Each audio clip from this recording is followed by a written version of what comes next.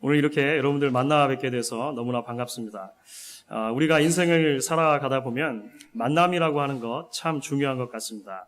왜냐하면 그 만남들을 통해서 우리가 만들어져 가기 때문이라고 하는 것이죠. 부모와의 만남, 또 배우자와의 만남, 자녀와의 만남, 친구와의 만남, 또한 더 나아가서 믿음의 공동체와의 만남, 이런 만남들을 통해서 크고 작은 영향들을 우리가 주고받고 이제 그 만남의 결과로 오늘 이 자리에 예배하는 저와 여러분의 현재의 모습이 있다라고 하는 것입니다. 오늘 저는 여러분들과 함께 한 사람의 인생 가운데 있었던 잊을 수 없는 한 만남의 이야기를 나누기를 원합니다.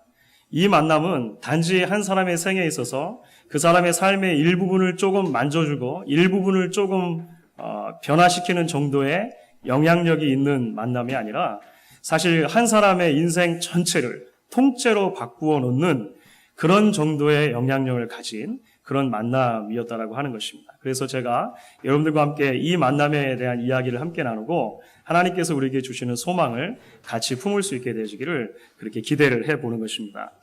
예루살렘이라고 하는 곳에서 멀지 않은 곳에 여리고라고 하는 성이 있었습니다. 그 여리고에 삭개오라고 하는 사람이 있었습니다. 우리에게는 조금 익숙하지 않은 이름이긴 하죠. 삭개오. 삭개오라고 하는 이름은 순수하다라고 하는 뜻을 가지고 있습니다. 참 좋죠, 이름이. 순수하다. 부모님이 어떤 아이에게 그 이름을 주어줬을 때 어떤 마음으로 지었을까 우리가 짐작해 볼 만한 것 같습니다. 순수하다. 그런데 성경에 이야기해주는 이 삭개오의 삶을 보게 되어지면요, 삭개오가 가지고 있는 직업은 그 이름, 순수하다라고 하는 이름과 퍽 어울리지 않는 직업을 가지고 있었던 것처럼 보입니다. 성경은 그 삭개오의 직업을 뭐라고 소개하냐면 세리장이라고 소개를 합니다. 세리들 중에 장이라고 하는 말인데요. 오늘날로 하면 세금을 들어드리는 그런 공무원이라고 이해를 할 수가 있습니다. 세금을 여러 사람들로부터 걷어들이는 세무서장쯤 되는 것 같습니다. 이론적으로는 모든 직업에 귀천이 없는 것이 맞는 것 같습니다. 그렇죠. 우리가 그렇게 생각해야 할 것입니다. 그런데 사실 우리가 살아가다 보면 어떤 특정한 직업들은 그 직업이 가지고 있는 본래적인 특성상 사람들에게 좋지 않은 이미지로 각인되어지는 그런 종류의 직업도 있는 것 같습니다. 그렇지 않습니까? 예를 들어서 우리가 이 땅에 살다 보면 사채업자, 일수꾼, 또 뭐가 있을까요? 조직폭력배, 뭐 이런 직업들의 이름을 들으면서 정직, 배려, 선행 이런 단어들을 떠올리기가 퍽 쉽지 않은 것 같습니다. 왜냐하면 그 직업이 가지고 있는 특성상 개인이나 사회에 유익을 주기보다는 오히려 해악을 끼치는 것으로 생각이 되기 때문에 그렇습니다. 그래서 만약에 사채업자의 이름이 김온유 이러면 좀 어색하죠. 잘 안 어울리죠. 여러분 그런 생각 드시죠? 조직폭력배 일원의 이름이 이요한 뭐 이러면 이것은 아이러니한 것이라고 우리가 얼른 생각할 수밖에 없는 것이 그 직업이 가지고 있는 특성상 그렇다고 하는 것입니다. 예수님 당시 세리들이 그랬다고 하는 것이죠. 세리는 백성들로부터 세금을 걷어들이기 위해서 로마 정부에 의해서 고용이 된 사람들입니다. 일반적으로 유대인들 중에 세리를 뽑아서 그 동족인 유대인들에게 세금을 걷어들이도록 했습니다. 그러니까 당연히 사람들이 생각할 때 좋지 않은 인상을 가질 수밖에 없게 되는 것이죠. 더군다나 일반적으로 당시의 세리들은 나라에서 부과한 세금보다 더 많은 세금을 걷어들였습니다. 그렇게 해서 나라의 세금을 바치고 나머지 남는 돈들을 자기의 개인의 재산을 불리는데 사용했다라고 하는 것이죠. 그래서 사회적으로 자연스럽게 모든 사람들의 지탄의 대상이 되었다라고 하는 것입니다. 사람들끼리만 모여서 세리에 대해서 이야기할 때는 사람들이 세리를 세리라고 부르지 않았고 이름으로도 부르지 않았습니다. 뭐라고 불렀을까요? 사람들끼리 모여서 세리에 대해서 이야기할 때는 죄인이라고 불렀습니다. 죄인. 오늘 말씀 속에서도 그런 메시지가 등장하죠. 사람들은 그 세리를 죄인이라고 부르는 것입니다. 삭개오는 여리고 성에 있는 여러 세리들 중에서도 수장이었다라고 하는 것입니다. 그런데 여러분, 그렇기 때문에 아이러니하게도 동시에 삭개오는 항상 만남이 그리운 사람이었습니다. 만남이 고픈 사람이었다라고 이야기할 수가 있겠습니다. 직업의 특성상 하루에도 수많은 사람을 만나야 했을 것입니다. 그런데 그 모든 만남은 삭개오에게 있어서 기계적인 만남이었을 뿐이라고 하는 것이죠. 세리장이라고 하는 직업을 가진 그가 누군가와 의미 있는 만남, 진정한 만남, 삶 속에 의미 있는 관계를 맺어갈 수 있는 만남을 가지리라고 하는 것, 우리가 기대할 수 없는 것 같습니다. 왜냐하면 모든 사람에게 있어서 그는 항상 세리였기 때문에 그렇습니다. 세리. 그리고 세리이기 때문에 모든 사람들에게 있어서 그는 죄인이었기 때문이라고 하는 것입니다. 사람들이 그를 인간 삭개오가 아니라 세리로 보았고 죄인으로 보았다라고 하는 것이죠. 겉으로 사회적인 위치 때문에 굽신거릴 수 있을지는 모르지만 조금만 뒤를 돌아서면 그를 지탄하고 뒤에서 수군거리는 그런 대상이 바로 삭개오였다라고 하는 것입니다. 그래서 시간이 흐를수록 삶 속에 문득문득 밀려오는 공허와 허물을 경험하게 되었고요.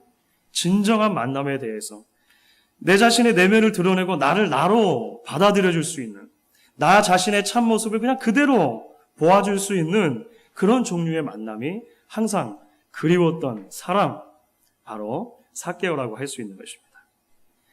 이제 그러던 그에게 소문이 하나가 들리게 되죠. 그 소문이 무엇이냐면 예수라는 분이 자기가 살고 있는 성 여리고에 지나가시게 됐다라고 하는 소문을 듣게 된 것입니다.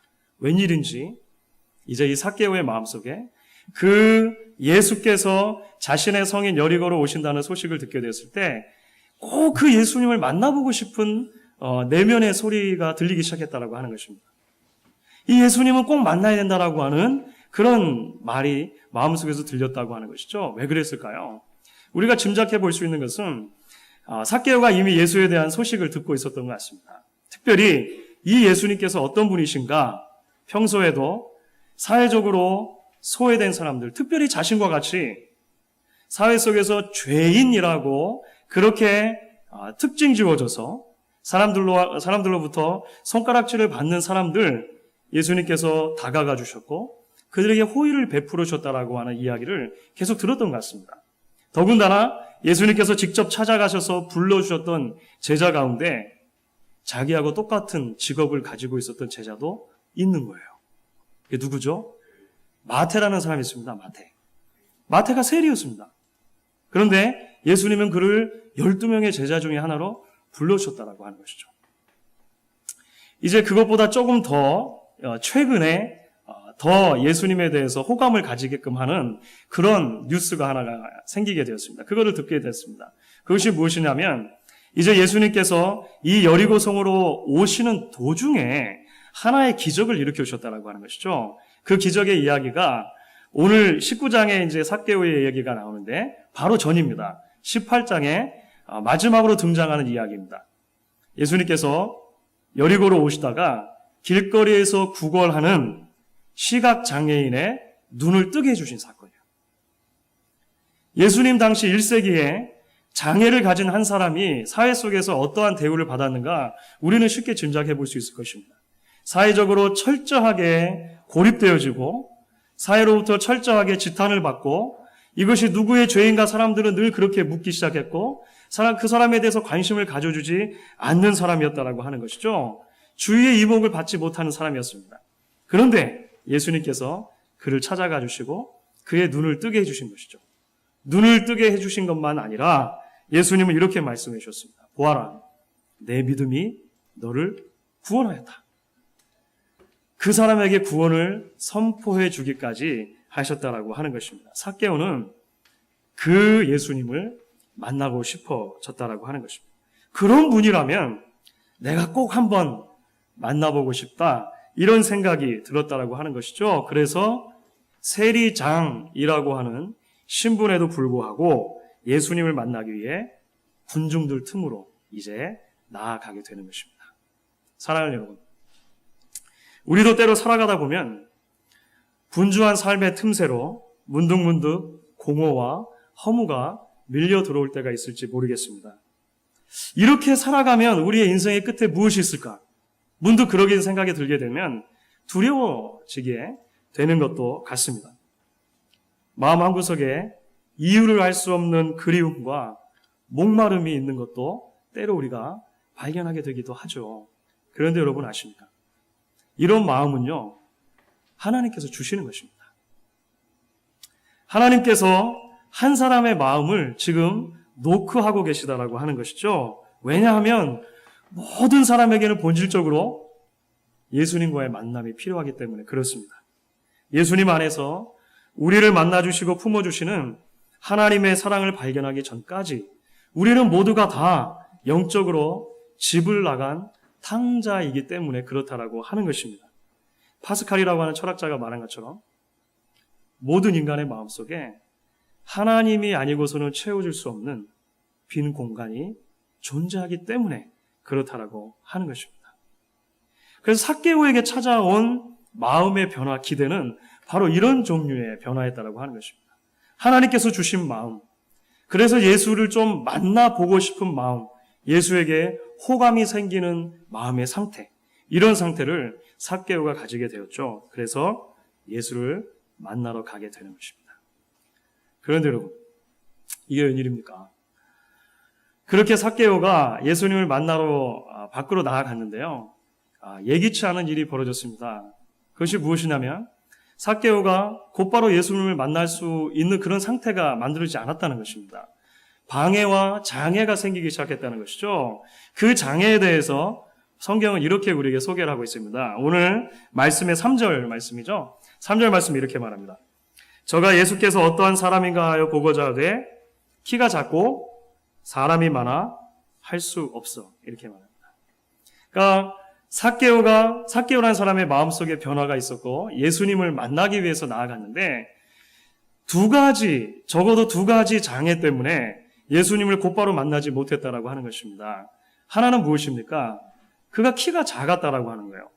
키가 작았다라고 하는 것입니다. 이것은 신체적인 약점이라고 볼 수 있을 것입니다. 어떤 학자들은 그 당시로 봤을 때 남자가 키가 작으면 우리를 해서 한 150cm 정도 됐을 것이다. 이렇게 추측들을 해요. 추측일 뿐입니다. 추측일 뿐이에요. 하여간 키가 작았다는 것입니다. 자신이 가지고 있는 자신의 신체적인 문제인 것이죠. 그것이 예수님을 만나 뵙게 하는데 걸림돌이 되어졌다라고 하는 것입니다. 오늘날에도 많은 사람들이 마음의 공허와 허무, 그리고 미지의 내일을 향한 견딜 수 없는 두려움에도 불구하고 정작 예수 그리스도께 나오지 못하는 이유가 있는 것이죠. 그 대표적인 것 가운데 하나가 무엇이냐면 개인이 가지고 있는 본래적인 문제라고 하는 것입니다. 개인적인 약점들, 개인적인 한계들, 개인의 마음에서 일어나는 여러 가지 생각들이 예수 그리스도께 나오지 못하도록 막고 있다라고 하는 것입니다. 하나님의 부르심이 마음속에 희미하게 들릴 때가 있죠. 내가 정말 이렇게 살아서 될까? 무엇인가 절대적인 존재가 있는 것 아닌가? 이런 생각이 들 때가 있습니다. 그러다가도 갑자기 마음속에 굳게 마음을 결심하고 머리를 막 흔드는 거예요. 내가 왜 이렇게 약해지지? 내가 요즘에 좀 약해졌나 봐. 그리고서 굳게 마음을 먹고 다시금 하나님을 찾지 않기로 결심하게 되는 것입니다. 마음속에 무너뜨릴 수 없는 자존감이 아직 남아있는 것이죠. 동전의 양면과 같은데요. 이러한 무너뜨릴 수 없는 자존감과 더불어 비슷하게 찾아오는 것이 있는데 그것은 바로 너무나도 낮은 자아감 때문에도 예수 그리스도께 나오지 못할 때가 있는 것을 발견하게 되어집니다. 나는 안 돼. 나는 안 돼. 내 인생은 너무 꼬였어. 아무도 풀 수 없어. 하나님이 아니라 그 누구라도 내 인생은 풀어줄 수 없으므로 그냥 나를 내버려 두었으면 좋겠어. 이렇게 말하는 것입니다. 우리가 가지고 있는 개인적인 마음에 일어나는 여러 생각들과 한계들이 예수 그리스도께 나아가지 못하도록 한다라고 하는 것입니다.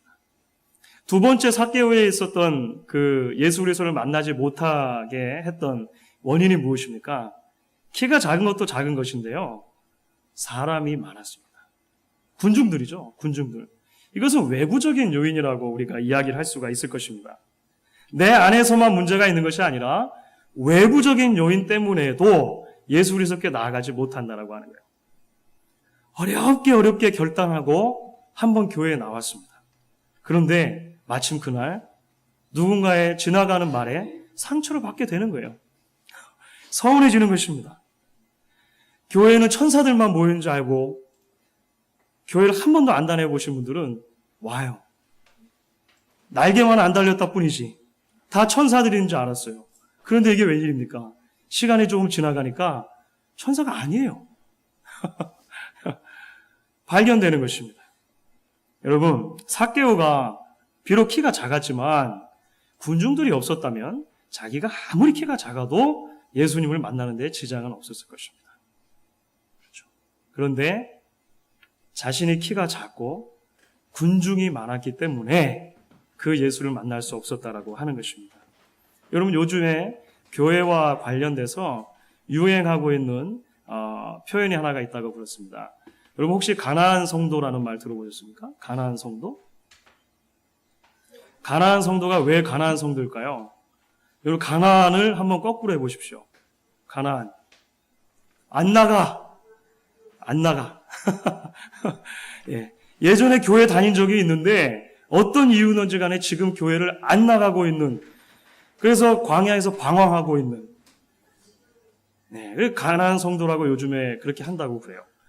최근에 통계에 의하면 이런 종류의 가나안 성도들 그렇게 부를 수 있을지 모르겠습니다. 하여간 가나안 성도들이 점점 많아지고 있다고 합니다. 그런데 그 이유 중에 가장 첫 번째 이유가 뭘까요?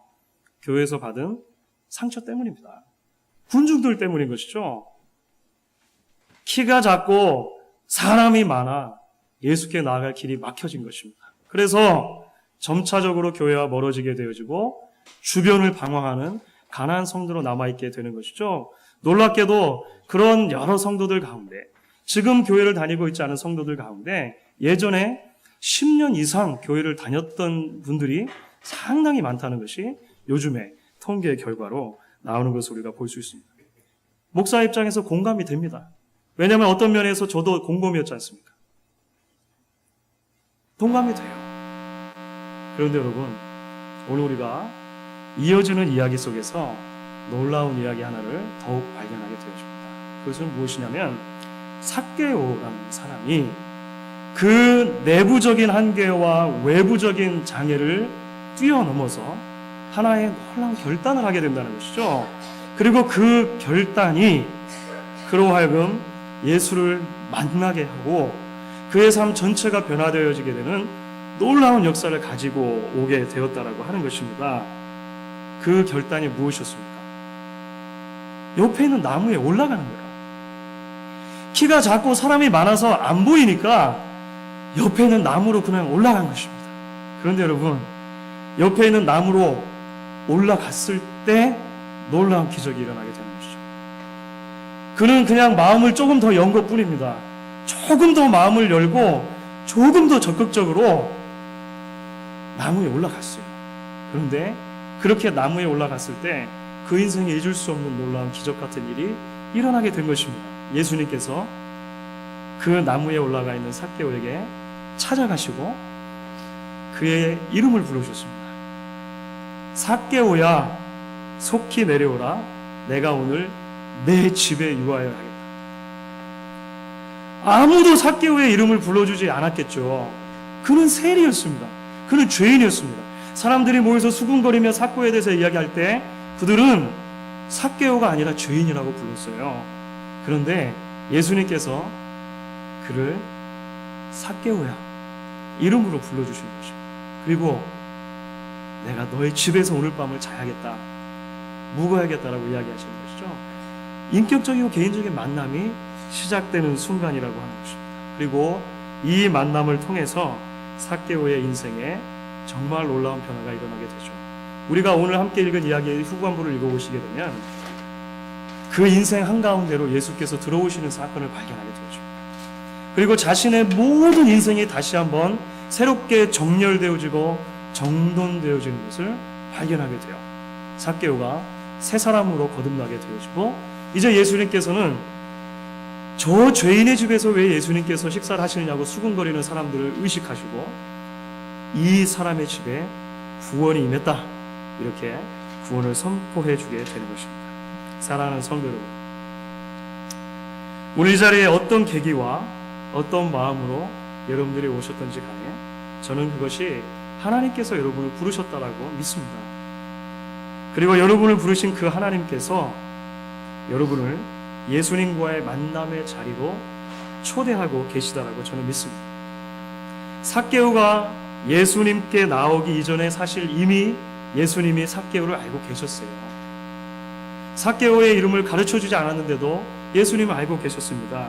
그리고 그 이름을 불러주신 것이죠. 예수님께서 여러분 한 사람 한 사람을 알고 계십니다. 여러분의 이름을 불러주실 것입니다. 여러분의 마음속에 있는 그 빈자리가 있다면 예수님께서 채워주실 것이라고 하는 것이죠. 저는 여러분들이 조금만 더 마음의 문을 열어주실 수 있기를 바라는 것입니다. 조금만 더 마음의 문을 열고 우리의 내부적인 한계와 외부적인 장애를 넘어서 예수께로 나가고자 하는 그 마음을 가지시고 주의 말씀에 귀를 기울이기를 바라는 것이죠. 오늘 이 시간에 그런 마음으로 우리가 이제 전도 영상을 하나 보도록 하겠습니다. 이 영상을 보시면서 나머지 제가 하고 싶었던 말씀이 영상을 통해서 전달될 때 하나님께서 주시는 말씀으로 우리에게 같이 들려줬으면 좋겠습니다.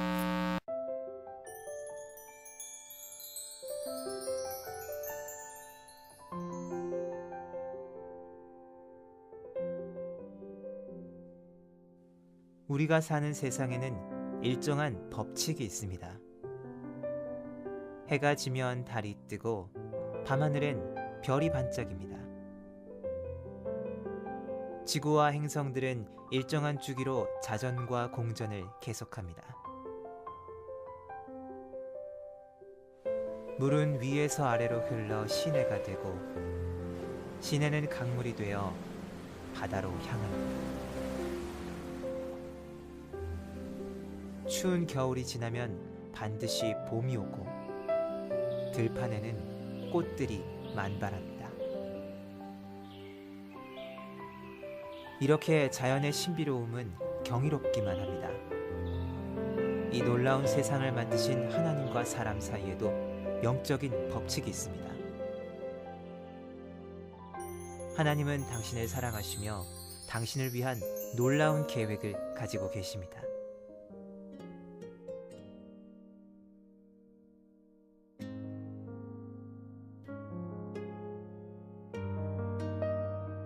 그런데 왜 많은 사람들은 하나님의 사랑과 계획을 알지 못하고 있을까요? 사람은 죄에 빠져 하나님으로부터 떠나 있습니다.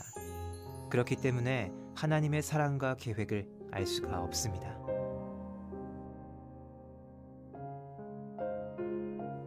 본래 사람은 하나님과 연결되어 있었습니다.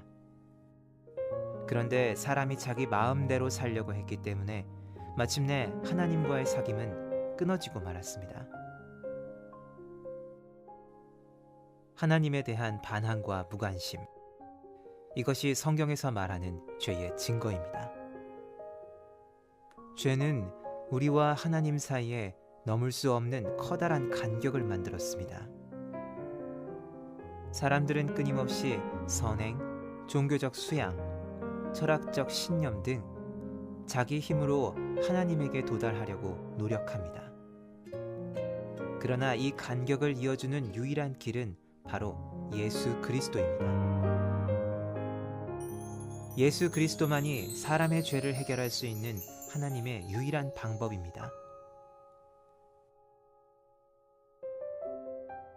하나님은 그의 아들이신 예수 그리스도를 이 세상에 보내어 우리를 대신하여 십자가에 죽게 하심으로 우리 죄의 대가를 대신 치러주셨습니다.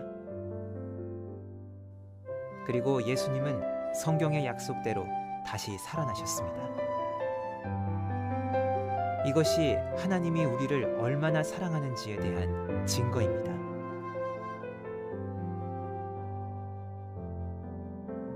그러나 이 세 가지 메시지를 아는 것만으로는 충분하지 않습니다. 우리는 개인적으로 예수님을 나의 구원자, 나의 하나님으로 맞아들여야 합니다. 그러면 당신은 하나님의 사랑과 계획을 경험할 수 있습니다. 우리는 각자의 초청으로 예수님을 맞아들일 수 있습니다. 예수님은 우리의 마음문 밖에서 문을 두드리고 계십니다. 그 음성을 듣고 문을 열면 예수님과의 교제를 시작할 수 있습니다. 다음 두 그림은 두 종류의 사람을 나타내고 있습니다. 내가 나의 주인인 사람은 내 생활의 중심에 나 자신이 앉아 있으며 예수님은 내 생활의 밖에 계십니다.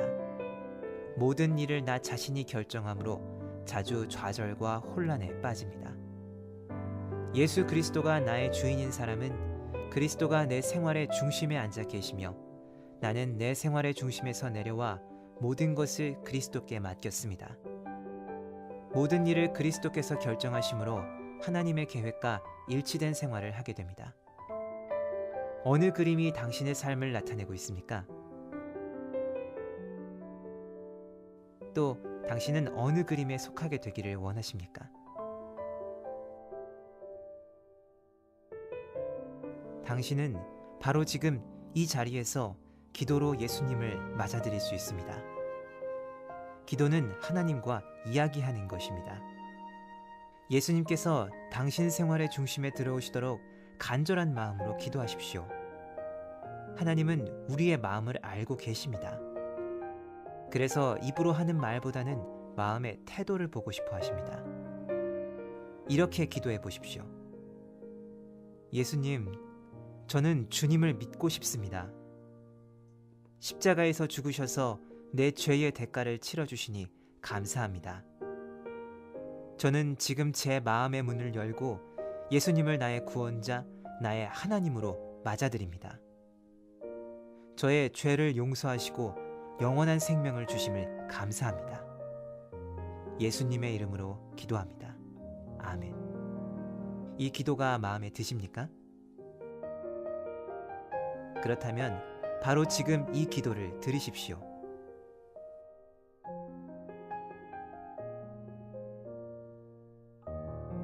당신이 진심으로 이 기도를 드렸다면 예수님은 당신 안에 계시며 당신의 삶은 새로워졌습니다. 당신의 죄는 용서받았고 영원한 생명을 얻었으며 하나님의 자녀가 되었습니다. 하나님과의 교제 가운데 성장하려면 교회에 출석하는 것이 중요합니다. 모닥불에 여러 개의 나무 토막을 넣으면 불이 잘 타지만 하나씩 따로 떼어 놓으면 불은 곧 꺼지고 맙니다. 당신과 다른 그리스도인과의 관계도 이와 마찬가지입니다. 하나님의 말씀을 올바로 전하는 가까운 교회에 나가서 목사님의 지도를 받으십시오. 다른 그리스도인과 함께 교회 생활을 하면 예수 그리스도를 더 잘 배우고 하나님이 바라시는 풍성한 삶을 살 수 있습니다.